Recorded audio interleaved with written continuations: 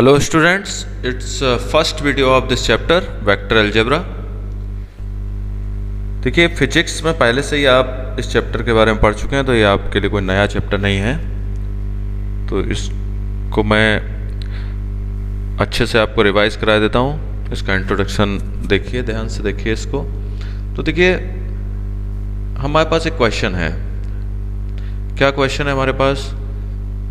ये क्वेश्चन यह है कि what is your height. Suppose एक क्वेश्चन हमारे पास है, व्हाट इज योर हाइट।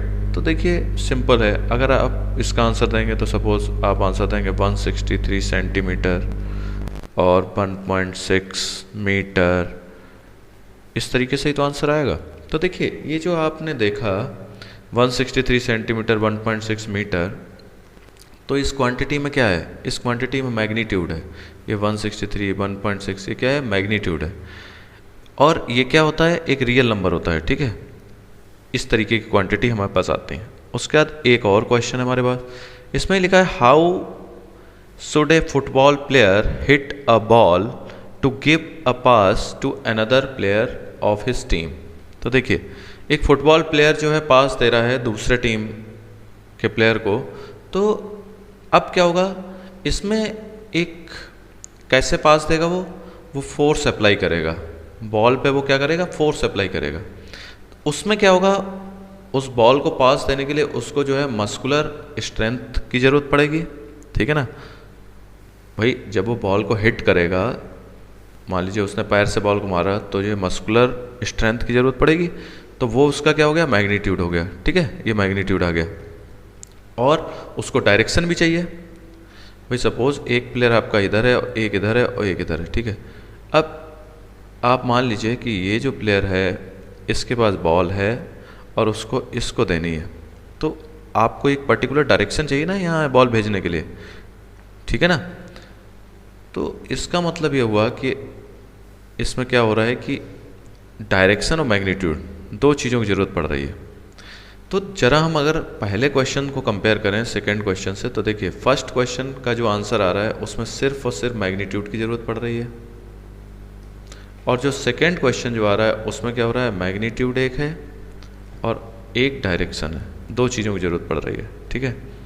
तो देखिए अब अगर सिर्फ मैग्नीट्यूड की ज़रूरत पड़ती है तो इन क्वांटिटीज़ का नाम हम स्केलर बोलते हैं, और अगर दोनों चीज़ों की जो है ज़रूरत पड़ रही है, मैग्नीट्यूड और डायरेक्शन, तो इस तरीके की जो क्वांटिटीज़ होती हैं उनको हम लोग वेक्टर बोलते हैं। मतलब सिंपल सी बात आपको क्लियर हो गई कि वेक्टर क्वांटिटी जो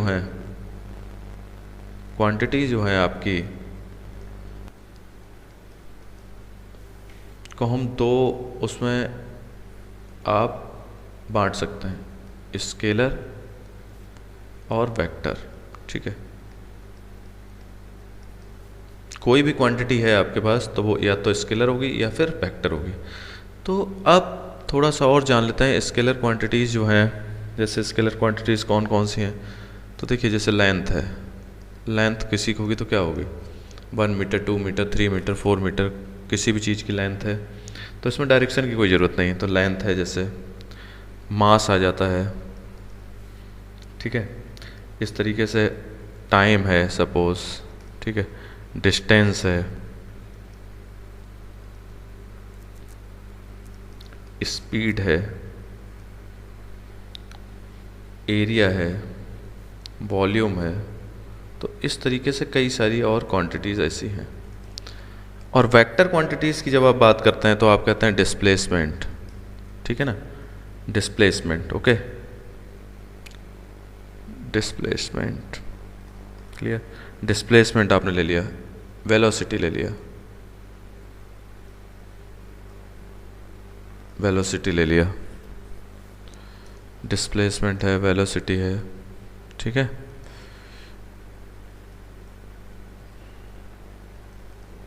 और इसके बाद फोर्स है सपोज, तो ये फोर्स ये कैसी क्वांटिटी है? वेक्टर। वेट है।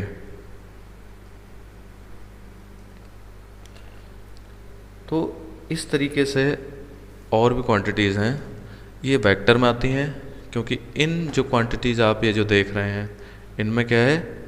डायरेक्शन भी है, ठीक है ना, डायरेक्शन है। इसमें क्या है, मैग्नीट्यूड भी है और डायरेक्शन भी है। और ये जो क्वांटिटीज़ आप देख रहे हैं स्केलर क्वांटिटी, इनमें सिर्फ मैग्नीट्यूड है, डायरेक्शन नहीं है। ठीक है, क्लियर, मैग्नीट्यूड प्लस डायरेक्शन इसमें है और इसमें सिर्फ मैग्नीट्यूड है। क्लियर। अब देखिए कुछ बेसिक कंसेप्ट हम लोग जो है समझ लेते हैं। तो देखिए, let L be any straight line in a plane और 3 डायमेंशनल स्पेस। कोई एल आपने जो है एक स्ट्रेट लाइन लिया हुआ है। अब इस लाइन में क्या हो सकता है, देखिए सपोज ये लाइन इस तरीके से है, तो इसकी ये डायरेक्शन हो सकती है, ये है ऐसी भी डायरेक्शन हो सकती है। ठीक है ना।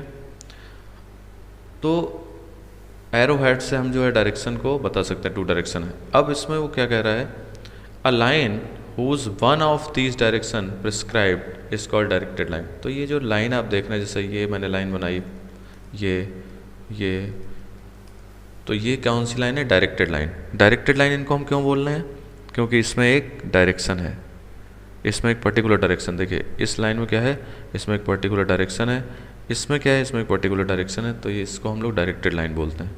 अब देखिए डायरेक्टेड लाइन में अगर हम, जैसे मान लीजिए ये एक लाइन है, सपोज ये एक लाइन है, ठीक है, और इसका डायरेक्शन सपोज ये है, तो इसको हमने इस तरीके से ले लिया, ये पॉइंट है, ये बी पॉइंट है। ठीक है, ये ए है, ये बी है। तो ये आप जो देख रहे हैं, ये एल लाइन थी ना हमारी, ठीक है, तो ये ए से लेके बी तक की हम लोग बात कर रहे हैं। मैं इसको ऐसे कर देता हूँ, देखिए ये लाइन सेगमेंट है। ठीक है, लाइन सेगमेंट है और लाइन सेगमेंट में डायरेक्शन भी है। तो इसका मतलब ये हो गया कि इसको हम लोग बोलेंगे डायरेक्टेड लाइन सेगमेंट। क्या बोलेंगे, directed line segment, directed line segment, directed line segment इसको हम बोलेंगे। ठीक है, ये डायरेक्टेड लाइन सेगमेंट है। तो देखिए सिंपल सी बात आपको समझ में आ गई, क्यों डायरेक्टेड लाइन सेगमेंट में बोल रहे हैं इसको हम। इसमें जो डायरेक्शन आपने ली, इसमें डायरेक्शन भी है और मैग्नीट्यूड भी है। ठीक है, डायरेक्टेड लाइन सेगमेंट इसको हम लोग बोलते हैं। क्लियर, इसकी आगे ज़रूरत पड़ेगी इसलिए हमने इसको ले लिया। अब देखिए वेक्टर जो होता है, वेक्टर में मैं आपको बता दूं, वेक्टर को आप जो है, सपोज ये वेक्टर है ए बी, तो इसके ऊपर ऐसे हम जो है एरो हेड लगाते हैं, ए बी के ऊपर इस तरह लगाएंगे। ठीक है, तो ए बी लिखा हुआ है, इसका मतलब ये हुआ कि ये इस तरीके से है, ए सपोज ये बी। ठीक है, इसका मतलब इसका जो स्टार्टिंग पॉइंट है वो है ए है, तो ए जो स्टार्टिंग पॉइंट है उसको हम इनिशियल पॉइंट बोलते हैं। ठीक है ना, और ये जो बी पॉइंट है, बी क्या है, बी तक ये वेक्टर गया है, तो इसको क्या बोलते हैं, टर्मिनल पॉइंट। ठीक है ना, ये क्या है, इनिशियल पॉइंट ए और बी क्या है, टर्मिनल पॉइंट। क्लियर, किस तरीके से। अब अगर आपको इसकी लेंथ चाहिए, तो जो डिस्टेंस इसके बीच की है, ए और बी के बीच की जो डिस्टेंस है, उसको हम लोग जो है इनिशियल पॉइंट और टर्मिनल पॉइंट के बीच की जो डिस्टेंस है उसको हम लोग क्या बोलते हैं, मैग्नीट्यूड। देखिए जो लेंथ ऑफ द वेक्टर है उसको हम लोग जो है मैग्नीट्यूड बोल रहे हैं। ये देखिए मैग्नीट्यूड। देखिए आप इसमें आज के वीडियो में कुछ चेंज देख रहे होंगे। मैंने ये सारी चीज़ें इसलिए लिख दी पहले से, जिससे कि आपको टाइम सेव हो जाए और आपके नोट्स भी बन जाएँ अच्छे से। ठीक है, और इसको हम कैसे डिनोट करते हैं, ये ए बी के ऊपर जो है एरो लगा देते हैं। ठीक है, ये देखिए इस तरीके से हम लोग इसको लिखते हैं। क्लियर, तो ये आपने जो है इस तरीके से इसको लिख लिया। तो ये मॉड ऑफ ए, जैसे इसको डिनोट करते हैं, जैसे अगर आपको लेंथ चाहिए तो इस तरीके से लिख सकते हैं, या आप इस तरीके से लिखेंगे, या फिर ऐसे लिखते हैं। ठीक है, एरो क्या होता है, जो एरो है, एरो ये इंडिकेट करता है जो डायरेक्शन ऑफ वेक्टर को, कि वेक्टर की डायरेक्शन क्या है। ठीक है, अब देखिए एक इम्पॉर्टेंट चीज़ आ गई, वो है पोजीशन वेक्टर। पोजीशन वेक्टर क्या होता है, तो देखिए पोजीशन वेक्टर सिंपल है, इसमें कोई ख़ास चीज़ नहीं है। पोजीशन वेक्टर में क्या होता है कि सपोज ये देखिए आप, ये डायग्राम देख लीजिए। डायग्राम में क्या है, ये देखिए ये ओरिजिन कोई पॉइंट है पी कोई पॉइंट है, इसको देखिए पी कोई पॉइंट है, और ओरिजिन से हमने इसको जो है हम देख रहे हैं। ठीक है ना, ये देखिए ये। क्लियर, तो देखिए इसमें क्या होगा, ये जो आपने इसको ज्वाइन करा दिया, ये जो पॉइंट कहीं भी प्लेन में था उसको हमने ओ से ज्वाइन करा दिया, तो ये जो ओपी आप देख रहे हैं, ओपी को हम लोग क्या बोलते हैं, ओपी को हम लोग जो है पोजीशन वेक्टर बोलते हैं। ठीक है, ओरिजिन से इसका रिलेशन है, ओ से हमने पी तक लिया, ओ जो है ओरिजिन है और पी कोई भी पॉइंट है, तो ओ पी जो है उसको हम लोग क्या बोलते हैं, पोजीशन वेक्टर। क्लियर। अब इसकी डेफिनेशन देखिए, इन्होंने क्या दिया है, having coordinate X Y Z with respect to the origin O 0 0 0 then the vector O P having O and P as initial and terminal point respectively is called the position vector. ठीक है, जो मैंने आपको अभी बताया वही चीज़ है। Position vector आप क्या कर रहे हैं, पोजीशन वेक्टर हमेशा हम कहाँ से लेते हैं, ओरिजिन से। ठीक है, कोई भी पी पॉइंट दिया गया उसको हमने ओ से मिला दिया, तो जो ओ पी है वो जो आपको वेक्टर मिलेगा उसको हम पोजीशन वेक्टर बोलेंगे। ठीक है, अब आप देखिए इसका जो मैग्नीट्यूड अगर आप निकालना चाहते हो, तो मैग्नीट्यूड जब हम निकालेंगे तो हमें क्या करना पड़ेगा, ज़रा एक बार देखिए इसका मैग्नीट्यूड हमने निकालने के लिए क्या किया, ये मैग्नीट्यूड निकालने के लिए हमने क्या किया, ओ पी का मैग्नीट्यूड हमें चाहिए, तो ये होगा square root of X square plus Y square plus Z square. मतलब ये कैसे आया, डिस्टेंस फार्मूले से। डिस्टेंस फार्मूला मतलब कौन सा था distance formula, x2 minus x1 whole square plus y2 minus y1 whole square plus z2 minus z1 whole square, और ये देखिए स्क्वायर रूट ये है। तो ये कैसे मिल गया हमें, आपको ये पता है कि इसमें क्या हो रहा है, ओ के कोऑर्डिनेट 0 0 0 है और पी के कोऑर्डिनेट है x y z। तो जब आप x माइनस 0 करेंगे तो x आएगा, y माइनस 0 करेंगे तो y आएगा, और z माइनस 0 करेंगे z, तो X square plus Y square plus Z square इस तरीके से आ जाएगा। ठीक है, और जो पोजीशन वेक्टर है ए बी सी के पोजीशन वेक्टर, तो आप ऐसे लिखेंगे ओ ए, जैसे इसमें दिए गए हैं ना, देखिए इधर देखिए ये सेकंड वाला जो डायग्राम है ये ओ ए ओ बी ओ सी। तो जब आप पोजीशन वेक्टर लिख रहे हैं ओ ए ओ बी ओ सी को, तो आप डायरेक्ट ऐसे लिख सकते हैं ए। ठीक है ना, इस तरीके से आप पोजीशन वेक्टर लिख दीजिए, ए स्मॉल ए बी और सी स्मॉल सी पे वेक्टर का साइन। ठीक है, तो इस तरीके से हमारे जो है पोजीशन वेक्टर्स को हम जो है रिप्रेजेंट करते हैं। और पोजीशन वेक्टर आप समझ गए क्या होता है। ठीक है, अब देखिए अब बात आती है types of vectors. Types of vectors की हम लोग और बात कर रहे थे, मतलब टाइप्स ऑफ वेक्टर्स। तो देखिए ये टाइप्स ऑफ वेक्टर्स हैं, टाइप्स ऑफ वेक्टर्स। तो देखिए टाइप्स ऑफ वेक्टर्स में पहला वेक्टर है zero vector. Clear, zero vector simple सी बात है, इसमें क्या होता है, इनिशियल पॉइंट और टर्मिनल पॉइंट उसका जो है कोइंसाइड करता है। ठीक है ना, और इसमें होता क्या है, जहां से वो शुरू होता है वहीं खत्म हो जाता है। ठीक है ना, और इसका जो मैग्नीट्यूड होगा वो क्या होता है, जीरो होता है, और इसको हम लोग क्या करते हैं, जीरो से डिनोट करते हैं। ठीक है, ये देखिए जीरो के ऊपर आप वेक्टर साइन, मतलब ऐसे देखिए जीरो ऐसे लिखा और उसके ऊपर इस तरीके से एरो हेड लगा दिया, तो ये इसको इस तरीके से डिनोट करते हैं। जीरो वेक्टर को हम लोग नल वेक्टर बोलते हैं। ठीक है ना, और zero vector can not be assigned a definite direction. अब इसकी डायरेक्शन इसलिए नहीं हो पाती, जैसे पॉइंट है, नल वेक्टर को आप ऐसे एज्यूम कीजिए कि ये पॉइंट है एक। ध्यान से देखिए, ये देखिए ये मैंने ये बनाया अंदर, देखिए वाइट वाला, इससे मैंने ये स्पॉट बनाया है, ये येलो कलर का, ये मैंने येलो कलर का स्पॉट बनाया है इस वाइट सर्कल के अंदर। तो सपोज मैं अगर येलो कलर का जो स्पॉट बना रहा हूँ, राइट हैंड साइड में आप देखिए इसकी मैं बात कर रहा हूँ, ये स्पॉट, तो इस स्पॉट की क्या डायरेक्शन होगी, अगर मान लीजिए ये लाइन होती, तो सपोज यहाँ से शुरू हो रहा है यहाँ जा रहा है, तो मैं ये कह देता ये डायरेक्शन है। ये अगर ऐसे होता तो मैं कह देता हाँ भाई ये डायरेक्शन है। लेकिन जब ये पॉइंट है तो इसकी तो डायरेक्शन हम लोग जो है डिफाइन ही नहीं कर सकते। ठीक है ना, क्लियर है, इसकी कोई डेफिनेट डायरेक्शन नहीं है, और इसका मैग्नीट्यूड तो जीरो होता ही है, क्योंकि मैग्नीट्यूड जीरो क्यों होता है, जहाँ से शुरू हुआ वहीं खत्म हो गया, तो कोई मैग्नीट्यूड आया नहीं। ठीक है, क्लियर। तो आप ये देखिए ये जो वेक्टर है, आप इसको जैसे ऐसे लिखते हैं ए, ये देखिए ए बी, क्योंकि वो सेम पॉइंट है, इनिशियल पॉइंट और टर्मिनल पॉइंट सेम है। ठीक है, ये जीरो वेक्टर को रिप्रेजेंट करने के लिए हम लोग लेते हैं। यूनिट वेक्टर जैसा इसका नाम है यूनिट वेक्टर, तो इसका जो मैग्नीट्यूड होगा, अगर मैं मैग्नीट्यूड की बात करूं तो क्या होगा, मैग्नीट्यूड 1 होगा इसका, पहली बात। ठीक है, और इसका जो डायरेक्शन होगा, वो जो डायरेक्शन ए वेक्टर का डायरेक्शन होगा वही इसका डायरेक्शन होगा। तो इसको यूनिट वेक्टर को हम लोग ऐसे लिखते हैं ए, और ये कैप ऐसे लगाते हैं, ये कैप थोड़ा इसका दूर चला गया, ये इसके ऊपर है, ये मैंने इधर लिख दिया, देखिए। ठीक है, को इनिशियल वेक्टर क्या होते हैं, ये देखिए ये थर्ड वाला है को इनिशियल वेक्टर। तो देखिए इनिशियल पॉइंट अगर सेम है तो उन्हें हम को इनिशियल बोलते हैं। जैसे सपोज ये पॉइंट मैंने बनाया, यहाँ से ये वेक्टर जा रहा है, ये वेक्टर जा रहा है, ये वेक्टर भी यहीं से जा रहा है, ये वेक्टर, तो ये सारे वेक्टर का इनिशियल पॉइंट सेम है, ठीक है ना, इनिशियल पॉइंट इनका सेम है, इसलिए इनको हम को इनिशियल वेक्टर बोलेंगे, ठीक है। अब देखिए इसके बाद आता है कोलिनियर। क्या होता है, ठीक है, कोलिनियर का मतलब होता है कि ऐसे वेक्टर्स, ये जो ऐसे वेक्टर्स हैं कोलिनियर कहे जाते हैं। देखिए अच्छी सी डेफिनेशन लिखी हुई है, they are parallel to the same line, ठीक है ना, same line irrespect of their magnitude and direction. मतलब magnitude irrespective of their magnitude and direction क्या मतलब होता है, ये मैं आपको समझाना चाहता हूँ। देखिए मतलब इसमें मैग्नीट्यूड और डायरेक्शन का कोई लेना देना नहीं है। मतलब मैग्नीट्यूड कम ज़्यादा हो सकता है, डायरेक्शन कोई भी हो सकती है, लेकिन होना क्या चाहिए, पैरेलल होने चाहिए टू द। सपोज मैं आपको बताऊँ, जैसे ये देखिए ये वेक्टर है, ठीक, और एक मान लीजिए मैंने दूसरा वेक्टर ये लिया ऐसे, तो क्या हुआ, इसमें ये दोनों एक दूसरे के पैरेलल हैं।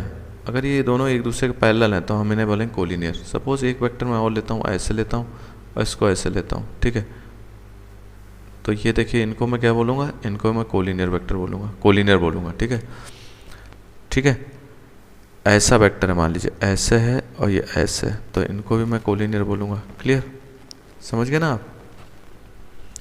तो कोलिनियर आपको समझ में आ गया। अब इक्वल वेक्टर क्या होते हैं, इक्वल वेक्टर बहुत इंपॉर्टेंट है, आगे हमारे बहुत काम आने वाला है। तो देखिए सपोज ए और बी आप इक्वल वेक्टर बोल रहे हो, इसमें जो ये बात है इसको अंडरलाइन कर लीजिए,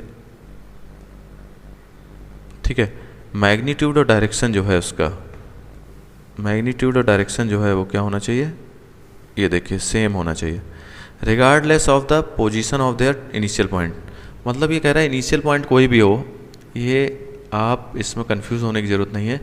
मतलब आपका जो डायरेक्शन है और जो मैग्नीट्यूड है वो सेम होना चाहिए, ठीक है, डायरेक्शन और मैग्नीट्यूड सेम होना चाहिए, ठीक है ना। मतलब इनिशियल पॉइंट की बात क्या है, जैसे मान लीजिए ये है एक वेक्टर और एक वेक्टर ये मैंने बना दिया, इन दोनों का क्या है, डायरेक्शन सेम है और इनका मैग्नीट्यूड भी सेम है, ठीक है, तो इनको हम लोग क्या बोलेंगे, इक्वल वेक्टर बोलेंगे। इनिशियल पॉइंट से इसका कोई लेना देना नहीं है, वो ये कहना चाहता है, ठीक है। नेगेटिव वेक्टर क्या होता है, नेगेटिव वेक्टर कुछ भी नहीं होता है। नेगेटिव वेक्टर में क्या होता है कि उसका डायरेक्शन चेंज हो जाता है। सपोज ये वेक्टर एक वेक्टर दिया हुआ है, इसका नेगेटिव क्या होगा, सपोज इसकी डायरेक्शन ये है, तो नेगेटिव वेक्टर का मतलब ये होता है कि इसका डायरेक्शन इसका अपोजिट हो जाएगा, ठीक है, तो इसको नेगेटिव वेक्टर बोलते हैं। फिर भी हम लोग एक बार पढ़ के देख लेते हैं। मैग्नीट्यूड सेम होता है, मैग्नीट्यूड सेम होगा, ठीक है, क्योंकि उसी वेक्टर का तो नेगेशन हम देख रहे हैं। गिवन वेक्टर ए बी एक वेक्टर है, उसका हम लोग जो है नेगेटिव ले रहे हैं, is called negative of A given vector, ठीक है। तो अगर ये बी ए है तो माइनस ए बी हमने लिख दिया, तो ये इसका नेगेटिव वेक्टर हो गया, ठीक है। जैसे ए बी कोई वेक्टर है, इसका नेगेटिव होना चाहिए तो माइनस बी ए करना पड़ेगा, ठीक है, ये नेगेटिव वेक्टर है। क्लियर, नेगेटिव समझ गए। बस उसमें क्या होता है, मैग्नीट्यूड तो सेम ही रहेगा, उसका सिर्फ डायरेक्शन बदल जाएगा, ठीक है। जैसे मान लीजिए अगर दिया है 2a, एक वेक्टर दिया है, तो इसका नेगेटिव अगर हम निकालना चाहेंगे तो क्या आ जाएगा, -2a। जैसे एक बात और बता, जैसे सपोज ये है आपका 2a, 2 यूनिट है इसके, 1 और 2, तो इसका डायरेक्शन ये हो जाएगा जस्ट अपोजिट 1 2, ठीक है, डायरेक्शन जस्ट अपोजिट हो जाएगा। क्लियर। अब देखिए, अब हम लोग कुछ क्वेश्चंस ले लेते हैं, एक्सरसाइज से कुछ क्वेश्चन सॉल्व कर लेते हैं। अब देखिए इसमें क्या लिखा है। फर्स्ट क्वेश्चन ये है कि represent graphically a displacement of 40 kilometre 30 degree east of north. चलिए पहले हम लोग बात कर लेते हैं कि होता क्या है। ये नॉर्थ होता है, ये साउथ है, ये ईस्ट है और ये क्या है, वेस्ट है, आप जानते हैं, ठीक है। तो देखिए हमने क्या किया, एक इस तरीके से बनाया। क्लियर। अब देखिए कभी भी जब आप ग्राफ ड्रॉ करते हैं, ये क्या है, नॉर्थ है, बड़ा नॉर्थ बना दिया थोड़ा सा, साउथ, वेस्ट, ये ईस्ट है और ये आपका क्या है, ओरिजिन है। तो देखिए अब हम क्या करेंगे, स्केल लिए बिना तो आप बना नहीं सकते। तो आप जब स्केल लेंगे तो क्या होगा, सपोज मैंने स्केल ले ली 10 किलोमीटर, ठीक है, मतलब 1 सेंटीमीटर इक्वल टू मैं ले लेता हूँ। तो अब यानी कि अगर मान लीजिए ऐसे है तो ये 1 2 3 और ये 4, यानी कि 40 किलोमीटर हो गया कि 1 2 3 4 सेंटीमीटर, मतलब 40 के इक्वल हो गया ये। लेकिन अब इसकी जो डायरेक्शन का क्या करोगे, मैग्नीट्यूड तो आ गया हमारे पास, east of north, east of north बोल रहा है, east of north, east of north, north से आपको ईस्ट की तरफ जाना पड़ेगा, मतलब ईस्ट ऑफ नॉर्थ का मतलब यहाँ से आपको ऐसे देखना पड़ेगा, ये एंगल जो है वो 30 डिग्री होना चाहिए। यानी कि आप इस तरीके से बनाएंगे 1 2 3 4, ठीक है, यानी 30 डिग्री यहाँ आएगा और ये आप क्या लिखेंगे 40 किलोमीटर, और ये क्या हो गया P हो गया। फिर से एक बार समझ लीजिए बच्चों, east of north, east of north, east of north का मतलब नॉर्थ का ईस्ट, मतलब नॉर्थ से आपको बनाना है ईस्ट ऑफ नॉर्थ, नॉर्थ से ईस्ट की तरफ आपको जाना है, नॉर्थ से ईस्ट की तरफ, नॉर्थ से ईस्ट की तरफ आपको जाना है। तो नॉर्थ कहाँ है, नॉर्थ ये है, तो आपको कहाँ जाना है, ईस्ट की तरफ 30 डिग्री जाना है, ईस्ट ऑफ नॉर्थ से ईस्ट की तरफ जाना है, ठीक है, क्लियर, आप समझ गए। तो ये जो है डिस्प्लेसमेंट आपका इस तरीके से आ गया, क्लियर। अब देखिए जरा वो क्या कह रहा है, classify the following measures as scalar and vector. तो 10 kg, 10 kg है, तो 10 kg में क्या आपको कोई डायरेक्शन दिख रही है, नहीं दिख रही, तो ये स्केलर हो गया, ठीक है। इसमें तो ये बोल रहा है नॉर्थ वेस्ट, नॉर्थ वेस्ट बोल रहा है तो बात ही खत्म हो गई, वेक्टर हो गया, डायरेक्शन आ गई। 40 डिग्री, 40 डिग्री किधर, डायरेक्शन नहीं है ना, स्केलर। 40 वाट तो क्या हो गया, स्केलर, डायरेक्शन नहीं है ना। 10.19, 10⁻⁻19 कूलाम, ये चार्ज दिया हुआ है, इलेक्ट्रॉन की बात करा तो ये क्या हो गया, स्केलर, डायरेक्शन नहीं है। इसमें देखिए, इसमें जो है ये वेक्टर क्वांटिटी है क्योंकि इसमें डायरेक्शन है, ठीक है। मीटर पर सेकेंड स्क्वायर, ये क्या है, एक्सेलरेशन है, एक्सेलरेशन, ठीक है ना, एक्सेलरेशन जो है इस तरीके से इसका दिया हुआ है, क्लियर। तो आपको ये चीज़ भी क्लियर हो गई, ये एक्सेलरेशन मतलब ये क्या दिया हुआ है, v-u/t, ठीक है, v-u/t, क्लियर। इसलिए इसको जो है हम लोग वेक्टर क्वांटिटी बोल रहे हैं, डायरेक्शन है इसमें। अब देखिए इसमें क्या करना है, स्केलर और वेक्टर ही है, तो टाइम पीरियड की बात हो रही है। टाइम पीरियड क्या होता है, टाइम पीरियड स्केलर है, टाइम पीरियड में कोई डायरेक्शन नहीं होती। डिस्टेंस, डिस्टेंस की जब आप बात करें तो डिस्टेंस भी एक स्केलर क्वांटिटी है।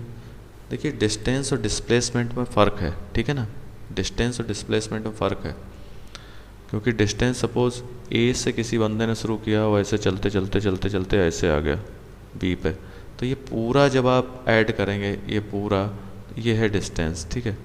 और डिस्प्लेसमेंट जो होता है वो क्या होता है, फाइनल पोजीशन से इनिशियल पोजीशन जो है, ठीक है ना, इनका जो डायरेक्ट वो है डिफरेंस, इसको हम लेते हैं, ठीक है ना।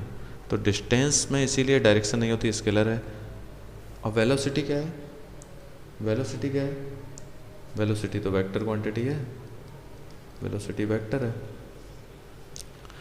क्योंकि वेलोसिटी क्या होता है, डिस्प्लेसमेंट अपॉन टाइम, तो डिस्प्लेसमेंट वेक्टर है तो वेक्टर हो गया।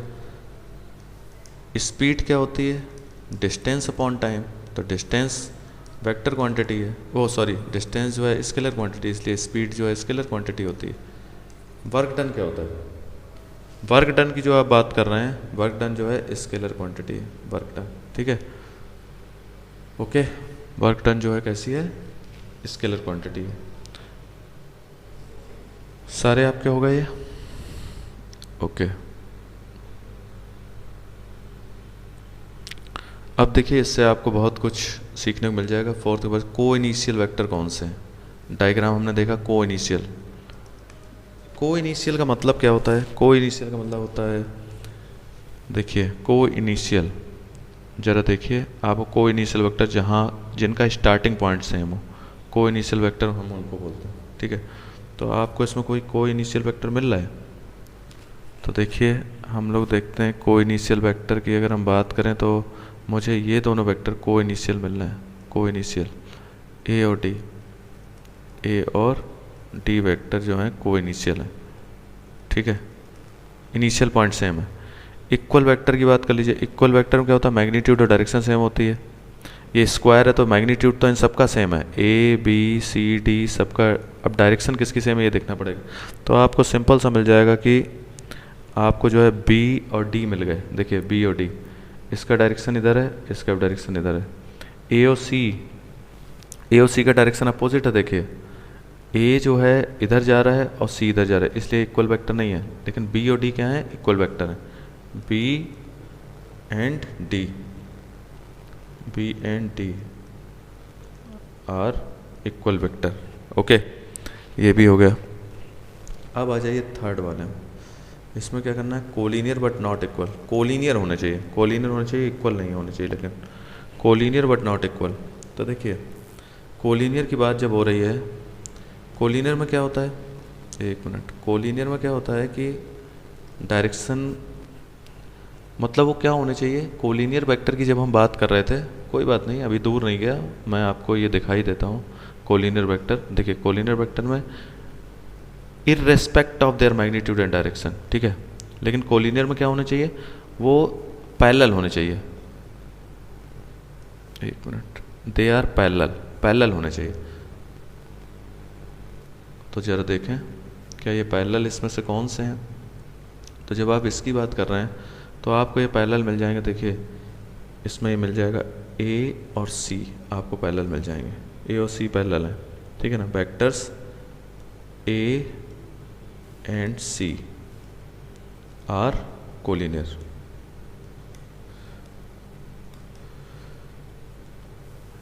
वो बोल रहा है आगे बट नॉट इक्वल, तो बट नॉट इक्वल भी हैं ये। क्यों बट नॉट इक्वल क्यों है, क्योंकि इनका डायरेक्शन अलग अलग है। देखिए भाई बट नॉट इक्वल की बात हो रही है, बट नॉट इक्वल, ठीक है, इनका डायरेक्शन अलग है ना। देखिए ध्यान से, इसका डायरेक्शन जो है, देखिए ये वेक्टर इधर से इधर के लिए जा रहा है और ये वेक्टर देखिए यहाँ से यहाँ जा रहा है, तो इनका डायरेक्शन अपोजिट है। तो ये कोलिनियर है लेकिन इक्वल नहीं है, ठीक है।